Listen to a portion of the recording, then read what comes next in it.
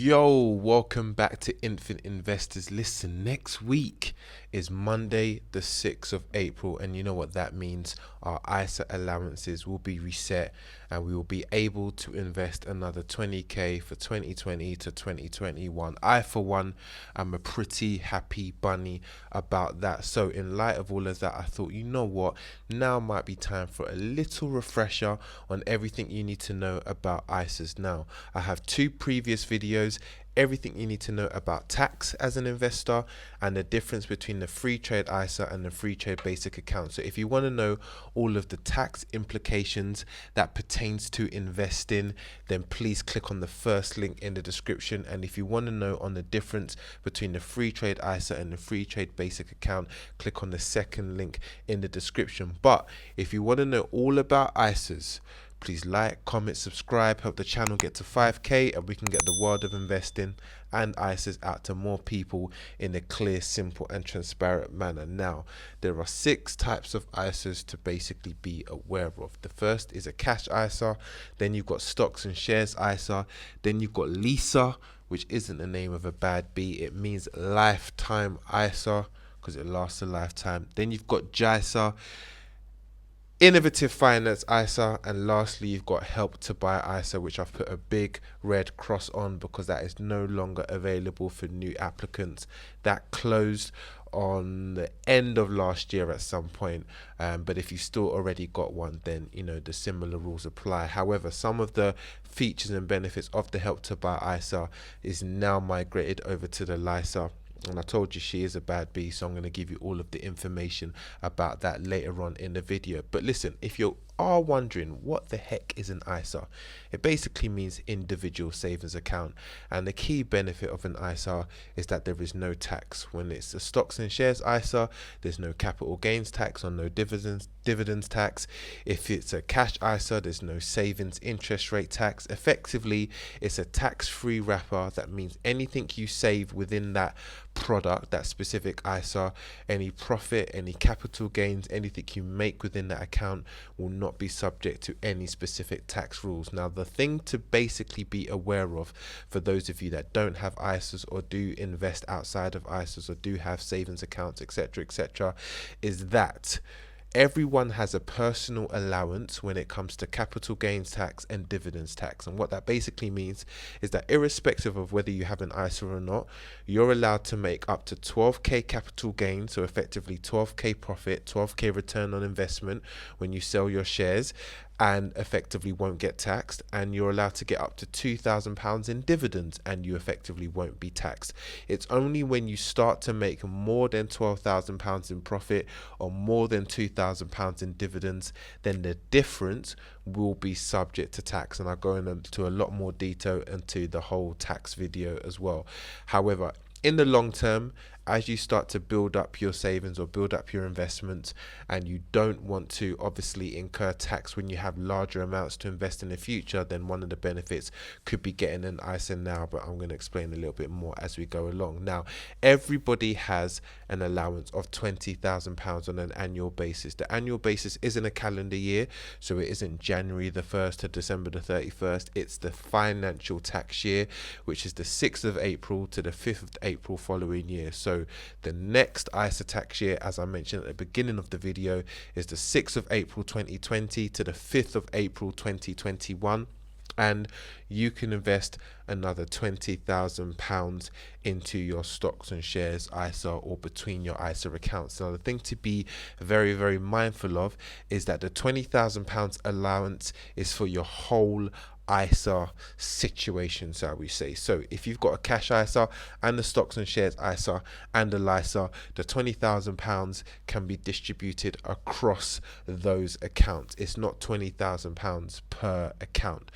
Now, the difference is with a LISA, the maximum you can do is 4k. So here is an example. If I had £20,000, I might put 4k in the LISA, 11k in the stocks and shares ISA, and 5k in the cash ISA. That is an example of how you can effectively distribute money across the different ISA products. So if we want to deep dive into cash ISA, you got to be 16 years or over to open one. You can put up to £20,000 a year. It effectively means you'll have no tax on any savings, interest interest that you'll make, you've got the option of a flexible and a non-flexible cash ISA. So let me put that into perspective. Let's say with your £20,000 allowance, you've put £10,000 into an ISA, and for whatever reason you've withdrawn £3,000. So £10,000 minus £3,000 is £7,000. Quick maths. Now with a flexible cash ISA, you can effectively replace that £3,000 and put in another £10,000. So effectively you can put in £13,000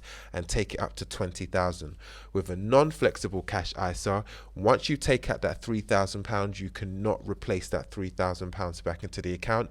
You can put the £10,000 back in, but effectively that will mean the maximum you can have is £17,000. So effectively you cannot replace any money you take out. So it's worth looking at the terms and conditions of the specific products with the specific final institutions that you are basically going towards. Now, one benefit you can do with all ISAs is ISA transfer. So if you want to move, say, your cash ISA from Halifax to Metro Bank, because Metro Bank is paying a better interest rate, what you simply do is you walk into Metro Bank and you're like, yo, I want to move my ISA over to Metro Bank. They make you fill out a few forms, you sign on a dotted line, and within about 15 days, your ISA will be transferred from Halifax to Metro Bank. And so what that basically means is that you don't have to take out the money from Halifax and put it into Metro Bank, which actually may mean you may lose some of your ISA allowance. Instead, they transfer it in and you can still have your ISA allowance for that tax year.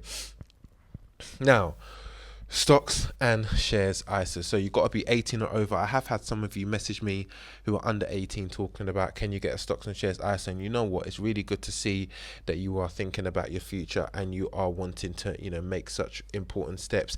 At the moment, you have to be 18 or over to do so. But obviously, that's generally with investing anyway. Now you can put up to £20,000 a year. As I mentioned earlier in the video, no capital gains tax, no dividends tax. More information on that in the everything to do with tax video that I mentioned earlier. There's no need to declare if you're doing self-assessment. So if you are someone that's, say, self-employed or a consultant or anyone that does self-assessments for whatever reason, you don't need to declare any of the profits or any of the money that you're making within your ISA. The whole point of having an ISA is that it's tax-free, it's within that tax-free wrapper, and you don't even need to tell them I've got money in an ISA. You just don't need to declare it whatsoever. And similarly, you can also do an ISA transfer. So let's say, for example, you got an ISA with Hargreaves Lansdown and you want to go and move it to Freetrade for whatever reason. Then you go to Freetrade, you ask to do an ISA transfer, they get you to fill out a few forms, and effectively they will migrate it over from Hargreaves Lansdown over to Freetrade for you. You don't have to do any of the work, and it's better than obviously trying to sell your shares and then rebuy them. One question I get asked a lot is, what if I try and do an ISA transfer and one of the stocks that I had on Hargreaves is now not available on Freetrade? Well, quite simply, they will replace stock for stock all of the ones that are available, and any one that isn't available will effectively be liquidated into cash for you to invest into another security. Now, with Lisa, the bad bee, it's very, very, very different to all of the other ISAs. It's got slightly different rules, and that's the situation with Lisa. She just does things her own way. One thing about Lisa is that you have to be between the ages of 18 and 40 to take out a lifetime ISA. It's a little bit of an ageist ISA, but que sera, sera, is what it is. So you have to be between the ages of 18 to 40. You're allowed to put up to £4,000 a year up to the age of 50, and every year the government will give you a 25% bonus on the amount that you put in up to the value of 1,000. So if I put in £4,000 in 1 year, the government will give me £1,000. So it's a really beneficial product, with the fact that the government will be giving you a bonus, continuously every single year. Now, once you reach the age of 50, you can no longer deposit any money, and also the government will no longer give any bonus to you.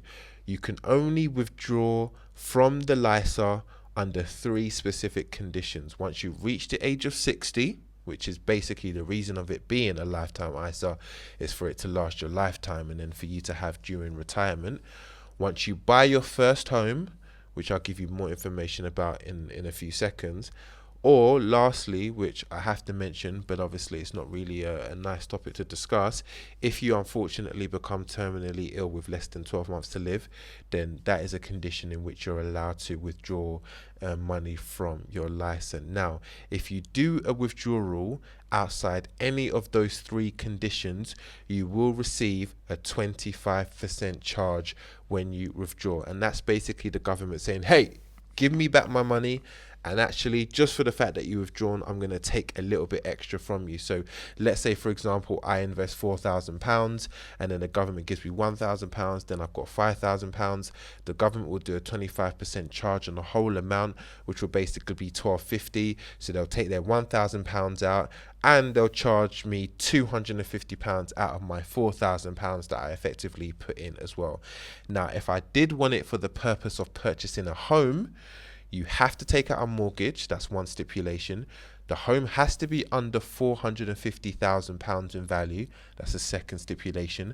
And you can only do it after 1 year of opening the LISA. So I couldn't open the LISA and then 6 months down the line buy a property. You have to do it after 365 days. So the whole situation with Lisa is that, she's a little bit difficult and everything is slightly different between the cash ISA, the stocks and shares ISA, and this specific one. The next one is JISA. So a JISA is effectively separate to your normal £20,000 ISA allowance, because instead of it being for you, it's for your kids, it's for your children. Yeah, if you are the legal parent